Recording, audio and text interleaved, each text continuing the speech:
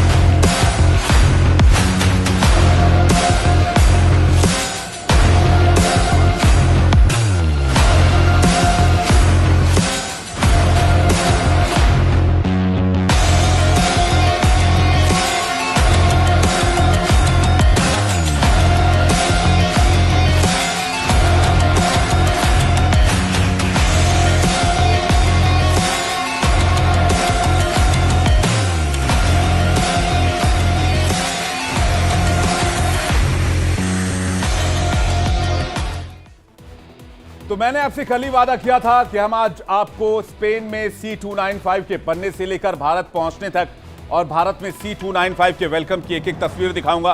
वो तस्वीर हम आपको दिखा रहे हैं किस तरह से C-295 ट्रांसपोर्ट एयरक्राफ्ट असेंबल हुई, भारत के लिए असेंबल हुई, भारतीय वायुसेना उस पर लिखा गया, और कैसे गाजियाबाद में एयरफोर्स के हिंडन एयरबेस तक पहुंची, जहां पर भारत की ड्रोन शक्ति का भी आज प्रदर्शन हुआ। भारत के ड्रोन सुपर पावर बनने की एक एक कहानी आपको सुनाऊंगा, कैसे ड्रोन शक्ति से भारत दुनिया को मैसेज दे रहा है। लेकिन उससे पहले C-295 की इंडक्शन सेरेमनी की तस्वीर आपको दिखाते हैं। पहली तस्वीर देखिए, जब इंडक्शन के लिए C-295 को लाया गया तो हर कोई एक झलक पाने को बेताब नजर आया। कैमरों के फ्लैश लाइट से C-295 को सेलिब्रिटी वाला ट्रीटमेंट मिला। तस्वीर देखिए। Ladies and gentlemen, अब आपको दूसरी तस्वीर दिखाते हैं। रक्षा मंत्री राजनाथ सिंह ने आज स्वस्तिक बनाकर एयरफोर्स में C-295 लॉजिस्टिक एयरक्राफ्ट का स्वागत किया। इसमें रक्षा सूत्र भी बांधा गया। ये देखिए, ये तस्वीरें जरा फुल स्क्रीन दिखाइए। रक्षा मंत्री राजनाथ सिंह स्वस्तिक बनाते हुए और C-295 पर रक्षा सूत्र बांधते हुए नजर आ रहे हैं। ये तस्वीरें बेहद खास आज के लिए, जब भारतीय वायुसेना मजबूत होती नजर आई। भारतीय वायुसेना के बेड़े में C-295 का वेलकम किया गया। तीसरी तस्वीर आपको दिखाते हैं। C-295 एयरक्राफ्ट को रक्षा मंत्री राजनाथ सिंह ने वायुसेना प्रमुख VR चौधरी को दिया। औपचारिक रूप से एयरक्राफ्ट की चाबी दी गई। ये देखिए तस्वीरें। सबसे पहले एयरबस की तरफ से जो कंपनी है, जो उन्होंने हैंडओवर किया, और उसके बाद की तस्वीर आप देखिए कि किस तरह से ये C-295 को हैंडओवर किया गया भारतीय वायुसेना को। चौथी तस्वीर, रक्षा मंत्री और वायुसेना प्रमुख C-295 एयरक्राफ्ट के अंदर गए, इसकी खासियत देखी और क्रू मेंबर से बातचीत की, क्रू केबिन का जायजा भी लिया। वहां जाकर कॉकपिट में उन्होंने देखा किस तरह से अत्याधुनिक है ये एयरक्राफ्ट, और भारत ऐसे 56 एयरक्राफ्ट बहुत जल्द वायुसेना में शामिल करने वाला है। 16 एयरक्राफ्ट बंद कराएंगे, 40 एयरक्राफ्ट टाटा के साथ मिलकर देश में ही निर्मित किए जाएंगे। 12 दिन पहले C-295 एयरक्राफ्ट को रिसीव करने के लिए air force chief air marshal VR Chaudhari Spain गए थे, जहां पर इंडियन एयरफोर्स के पहले बैच के 6 पायलट और 10 इंजीनियर्स के ग्रुप ने ट्रेनिंग ली और दूसरे बैच के ट्रेनिंग की तैयारियां चल रही हैं। इस एयरक्राफ्ट को उड़ाने के लिए 2 पायलट की जरूरत होती है, जो भारत के लिए यहां के जियोग्राफिकल कंडीशन के हिसाब से फिट बैठते हैं। अब आपको एक नजर में C-295 ट्रांसपोर्ट एयरक्राफ्ट के बारे में पूरी जानकारी देते हैं। इस एयरक्राफ्ट की रेंज जो है वो 1277 किलोमीटर से 4587 किलोमीटर है। इसकी अधिकतम speed 482 kilo mile per hour है। यही नहीं, विंग स्पैन का 84.8 फीट तक फैला हुआ है। लंबाई 80.3 फीट है। ऊंचाई 28.5 फीट है। फ्यूल कैपेसिटी 7,650 लीटर है। एक इंजन 13,533 फीट ऊपर जाने में सक्षम है। सिंगल इंजन प्लेन है। दोनों इंजन अगर इसमें इस्तेमाल होता है तो ये 30,003 फीट तक उड़ान भरने में सक्षम होता है और भारी भरकम पेलोड ले जाने में भी सक्षम माना जाता है। जानकारी के मुताबिक पहले C295 एयरक्राफ्ट की तैनाती आगरा एयरबेस पे की जाएगी, जहां इसके पायलट्स का ट्रेनिंग सेंटर भी अगले साल तक बनकर तैयार हो जाएगा। यह एयरक्राफ्ट खास तौर पर पैराट्रूपर्स के लिए बनाया गया है, यानी कि सेना जिस दुर्गम इलाके में नहीं जा पाती है, कहीं दुर्गम इलाके में ऑपरेशंस को अंजाम देना होता है, तो C295 का ही इस्तेमाल किया जाएगा। और आगरा में वायुसेना का पैराट्रूपर्स ट्रेनिंग स्कूल भी है, इसलिए इसकी तैनाती आगरा एयरबेस पर सबसे पहले की जा रही है। हिंडन एयरबेस पर C295 इंडक्शन सेरेमनी में इंडिया डेली लाइव भी मौजूद था। हम भी इस पल के गवाह बने और हमारी सहयोगी अपूर्वा ने इसे लेकर एक रिपोर्ट भेजी है। 295 के ठीक सामने से वो रिपोर्ट आपको दिखाते हैं।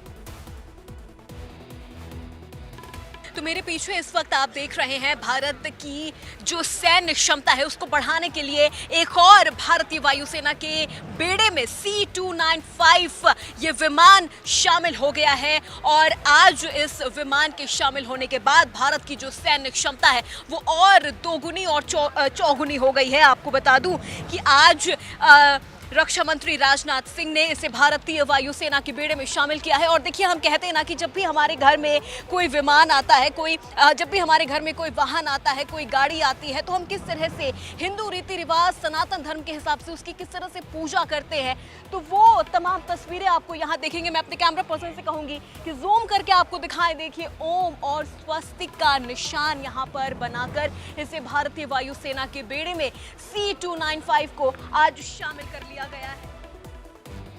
अब बेसिक सवाल आपके जहन में होगा कि C295 की जरूरत क्या थी। हमारे पास C170 ग्लोबमास्टर है, हमारे पास इसके अलावा कई और कार्गो विमान हैं, फिर C295 ही क्यों, और इसको एयरफोर्स में क्यों शामिल किया गया? दरअसल ये LOC और LAC दोनों मोर्चे पर ऑपरेशन के लिए बिल्कुल फिट है। ये पहाड़ी पर बनी छोटी से छोटी एयर स्ट्रिप पर भी उतरने में सक्षम है। भारत एक तरफ लद्दाख में LAC के पास दुनिया की सबसे ऊंची न्योमा एयरफील्ड बना रहा है, तो वहीं दूसरी तरफ C295 एयर ट्रांसपोर्ट एयरक्राफ्ट को वायुसेना में शामिल कर रहा है। यह प्लानिंग पाकिस्तान और चीन को एक साथ घेरने की है। चलिए आपको C295 ट्रांसपोर्ट एयरक्राफ्ट की खासियत से रूबरू करा देता हूं।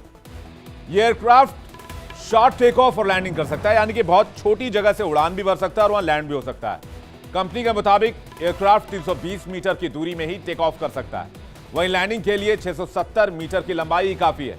लद्दाख, कश्मीर, असम, सिक्किम, अरुणाचल प्रदेश जैसे पहाड़ी इलाकों में अगर कोई ऑपरेशन चलाना होगा तो ये एयरक्राफ्ट सेना की मदद करेगा और काफी कारगर साबित होगा। LOC और LAC दोनों मोर्चे पर वायुसेना सेना की ताकत भी बढ़ाएगा। एयरक्राफ्ट अपने साथ 7,000 से ज्यादा किलो का पेलोड ले जा सकता है, वजन ले जा सकता है। एक बार में अपने साथ 71 सैनिक, 44 पैराट्रूपर्स, 24 स्ट्रेचर या 5 कार्गो पैलेट को लेकर जा सकता है। C295 एयरक्राफ्ट में पीछे रैंप डोर लगा हुआ है, जो सैनिकों के साथ साथ सामान की तेजी से लैंडिंग और ड्रॉपिंग के लिए बना हुआ है। लगातार 11 घंटे तक उड़ान भरने में यह माहिर है। 2 लोगों के क्रू केबिन में टच स्क्रीन कंट्रोल के साथ स्मार्ट कंट्रोल सिस्टम भी दिया गया है। चीन के साथ सीमा पर लगातार तनाव बना हुआ है, जिसे देखते हुए भारत अपनी तैयारियां धीरे धीरे बहुत पुख्ता कर रहा है, जो चीन की दीवार से भी मजबूत है। इसी के चलते सितंबर 2021 में एयर डिफेंस एंड स्पेस के साथ 56 C295 के लिए 21,000 करोड़ रुपए की डील भारत सरकार ने की, जिसमें से पहला विमान भारत को मिला है। 15 aircraft ready to fly condition में दिए जाएंगे, यानी कि जैसा ये विमान आप देख रहे हैं, 15 और ऐसे ही असेंबल्ड विमान आएंगे, जबकि 40 एयरक्राफ्ट गुजरात के वडोदरा में टाटा एडवांस कंपनी बनाएगी, जो मई-जून 2024 से बनने शुरू होंगे और 2026 में भारत में ही बनकर तैयार होंगे। 2031 तक टाटा एडवांस 40 एयरक्राफ्ट एयरफोर्स को सौंप देगी। भारत में C295 बनने को लेकर एक दावा यह भी किया जा रहा है कि इससे करीब 15,000 स्काई स्किल्ड जॉब क्रिएट होगी। साथ ही करीब 10,000 लोगों को इनडायरेक्ट रोजगार भी मिलेगा। यानी देश की शक्ति तो बढ़ेगी, देश सशक्त भी होगा।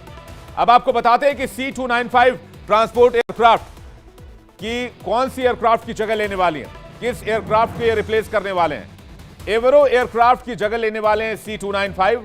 60 साल पहले ये एयरक्राफ्ट खरीदे गए थे, 56 एवरो एयरक्राफ्ट। सालों से एवरो को बदलने की मांग की जा रही थी, वायुसेना डिमांड कर रही थी, लेकिन अब एवरो एयरक्राफ्ट को बदला जा रहा है और एवरो एयरक्राफ्ट की जगह C295 कार्गो एयरक्राफ्ट शामिल किया जा रहा है।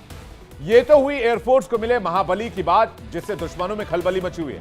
अब आपको दिखाते हैं भारत ड्रोन की दुनिया में किस तरह से सुपर पावर बन रहा है। ड्रोन पॉलिसी से, ड्रोन से जुड़े हुए कारोबार में कई कंपनियां काम कर रही हैं, कई स्टार्टअप्स आ रहे हैं, नए नए इनोवेशन कर रहे हैं। और जब भारत ड्रोन शक्ति 2023 का आयोजन हुआ तो भारत की ड्रोन की ताकत देखने को मिली। ये देखिए तस्वीरें, मैं आपको ये चंद तस्वीरें दिखाता हूं जल्दी से कि आज किस तरह से हिंडन एयरबेस पर कुछ ड्रोन्स के पावर नजर आए।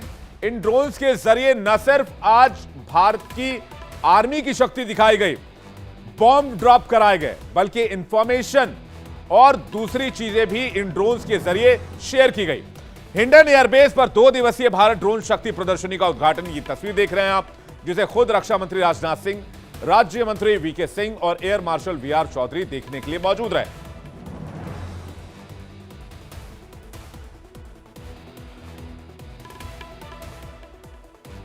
भारत ड्रोन शक्ति प्रदर्शनी में ड्रोन ने अपनी ताकत दिखाई, शक्ति दिखाई। एक पॉइंट पर आग लग गई तो उसे बुझाने के लिए ड्रोन फौरन पहुंचा। इसमें ड्रोन ने ऊपर से आग के ऊपर एक शेल गिराया और उसके बाद आग बुझ गई, जिसकी तस्वीर इस वक्त आप देख रहे हैं। एक ड्रोन 100 किलो तक का सामान उठाकर ले जाता हुआ दिखा। इस ड्रोन से सेना को तुरंत मदद भेजी जा सकती है। 100 किलो का कोई भी सामान तुरंत सेना तक पहुंचाया जा सकता है।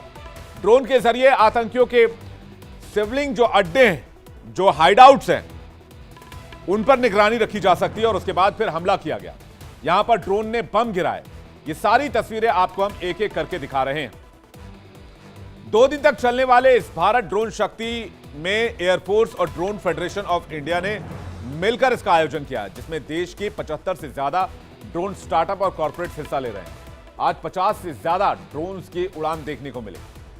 अपने अपने कारनामे दिखा के ये ड्रोन सभी को हैरत में डाल रहे थे। जिस तरह से आज डिफेंस, एग्रीकल्चर यानी कि खेती किसानी, फायर फाइटिंग, हेल्थ सर्विस, इन तमाम सेक्टर्स में ड्रोन्स जुड़ते हुए दिखे। उससे एक बात साफ हो गई है कि आने वाले समय में भारत ड्रोन का सुपर पावर बनने जा रहा है।